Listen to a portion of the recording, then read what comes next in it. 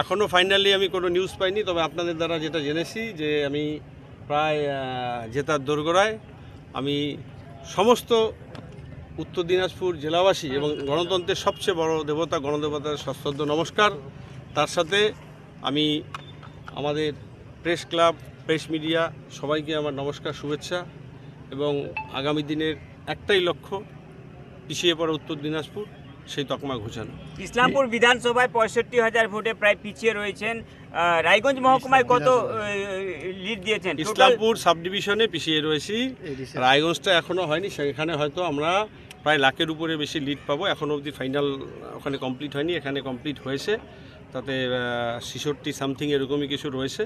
আর একটা মেশিন খারাপ হয়েছে, ভিভিপ্যাট কাউন্টিং হচ্ছে, ফাইনালটা হবে।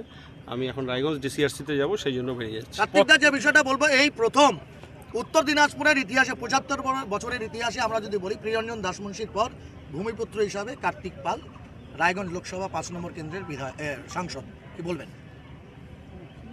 কি বলবো বলতে, দেখুন, যেটুকু আজকে আমি এই জায়গায় আসতে পেরেছি খুব কম সময়ের মধ্যে, এটা গণদেবতার আশীর্বাদ, তার সাথে আপনাদেরও আশীর্বাদ। এবং সত্যিই ভালো লাগছে যে আমি এই জেলারই ছেলে। আমি এই জেলার জন্য যতটা কাজ করতে পারবো এবং যতটা জেলাকে এগিয়ে নিয়ে যেতে পারবো, সেটাই আমার লক্ষ্য। এই জয়ের কৃতিত্ব কাকে দিবেন কি মনে হয়? এই জয়ের কৃতিত্ব সাধারণ মানুষ। প্রথমে কি কাজ করবেন সেটা অবশ্যই বলবো, একটু ধৈর্য ধরতে হবে, এখন উইনিং সার্টিফিকেট পাইনি। আমি বলবো অবশ্যই বলবো। এর আগে বিজেপি এখানে ক্ষমতায় ছিল, দেবশ্রী চৌধুরী এখানকার সাংসদ ছিলেন।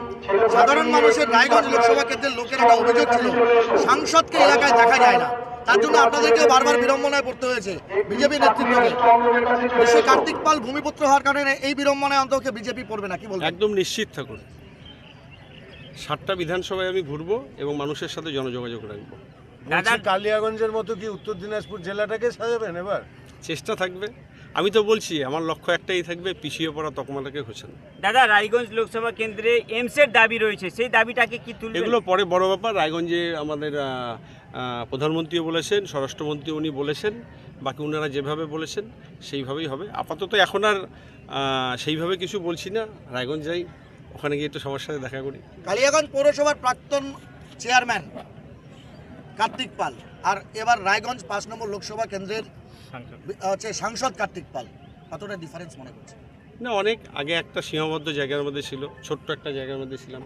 এখন এরিয়া অনেক বড়, 7টি বিধানসভা, 4টে পৌরসভা, এবং মানুষের প্রচুর চাহিদা রয়েছে। এরিয়া অনেক বড়, মানুষের জন্য কাজ করতে হবে।